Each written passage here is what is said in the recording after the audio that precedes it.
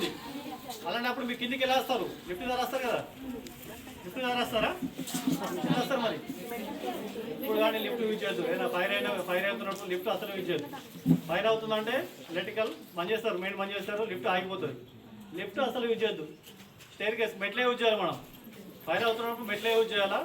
మెట్ల ద్వారా ఫైర్ ఉన్నప్పుడు బిల్డింగ్ దగ్గర వేడి చేయాలి. మనం పైన దూకకూడదు, బిల్డింగ్ పైన దూకకూడదు.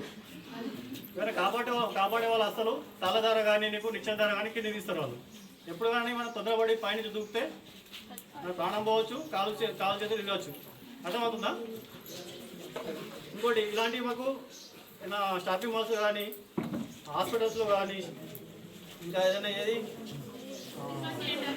థియేటర్ సినిమా థియేటర్స్ కానీ అలాంటప్పుడు ఇవి ఉంటాయి, సిలిండర్స్ ఉంటాయి మనకు.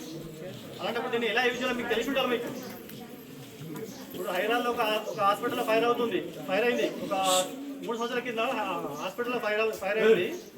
వాళ్ళు ఏం చేశారు, దీనికి ఎలా యూజ్ చేయాలని తెలియదు వీళ్ళకు. హాస్పిటల్ సిబ్బందికి మంటలు వస్తే దీనికి ఎలా యూజ్ చేయాలని తెలియదు. అలాంటప్పుడు ఏం చేసిర్రు, చూసిర్రు, ఏం వెళ్ళలేదు, తీసుకుపోయి వాళ్ళు ఎత్తేసిర్రు.